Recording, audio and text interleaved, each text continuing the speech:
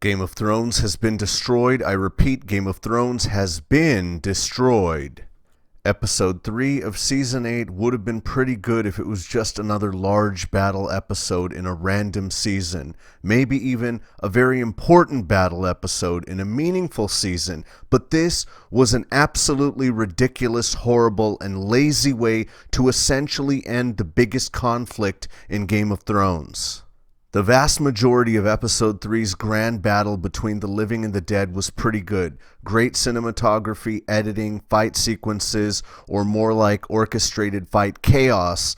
The last quarter of the fighting felt like I was watching a never-ending ass-kicking. Yeah, everything pointed to this. Is this all there is? And the answer was yes, that's all there is. And then poof, at the last second, the Night King takes a dagger to the gut and no more White Walkers, dead people, extreme magical bad guys. It's all over, folks. You can go home.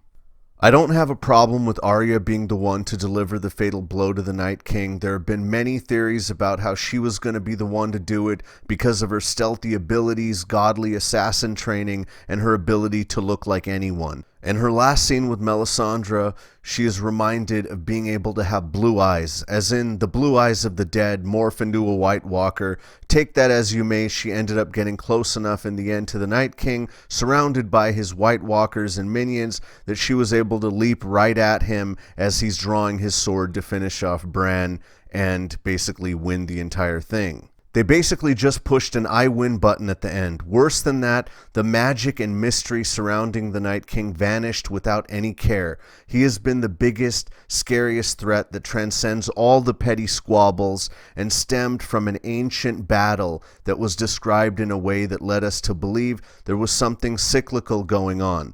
Thousands of years, a crazy wall that was built with old and forgotten magic, children of the forest, dragon glass, a whole bunch of stuff gone straight out the window without any respect put on its name. For shame.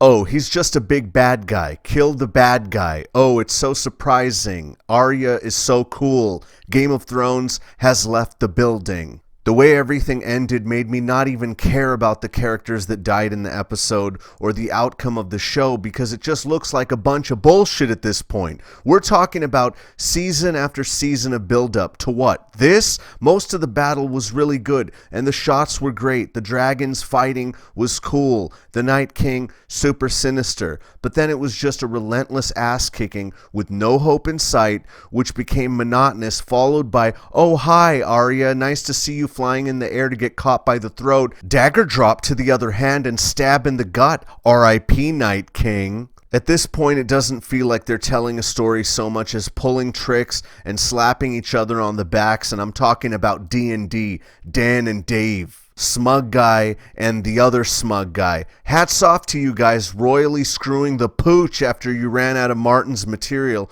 Good going, good game, etc. Seeing and hearing them talk about the episode afterwards was the most insulting thing ever. So yeah, that's exactly what Arya would have felt like. She would have felt like she needed to do that, and then we needed her to do that, so we needed the Night King to do that. Yeah, because it was just like a lead-up, and there were so many scenes going on. We really liked the way that we executed it. It was like really good. We really like what we do, because we have a firm grasp of everything that's really good for the storytelling. Like, we do really good storytelling, and we had to do that because we do good storytelling. Again, cool standalone episode. Horrible, horrible, horrible failure of an episode dealing with everything that was the Night King and the ultimate story of Game of Thrones. For thousands of years, there were stories told by Old Nan, the Night's Watch, Three-Eyed Ravens, a reason why there always had to be a Stark in Winterfell, and all kinds of things, and all of that ended with something as simple as a freshly trained assassin creeping up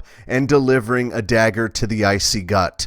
Too bad the Faceless Men never cared to peon the Night King before. No problem with Arya being the one to finally do it, but the build-up wasn't there, aside from, haha, look how we gonna shock everyone with something random that could possibly make sense. They could have just as easily had Bran stand up at the last second and pimp slap the Night King with some dragon glass knuckles and send him to oblivion, or had a bunch of crows fly out of the sky and carry him off to Never Never Land. It was also kind of lame the way the Night King waited so long to raise the dead. Wouldn't it have been easier and faster to raise the dead every, I don't know, 5-10 minutes or so? I guess the Night King isn't really that much smarter than his foot soldiers. The coolest part was when Daenerys tried to decimate him with dragonfire, and he was still standing there with what looked like a smirk, like the Night King was actually amused by it. We've been led to believe there was more to the Night King than just being a bad guy.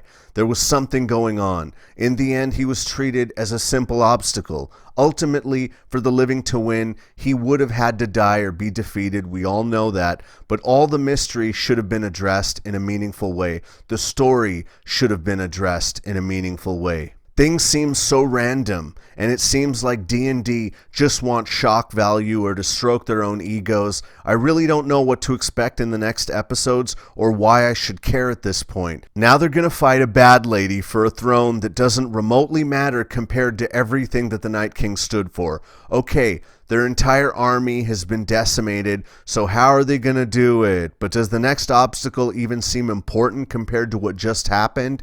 We could already tell that they wanted to handle the threat of the Night King before the Iron Throne saga. That's fine, and I even like the idea of that in some ways.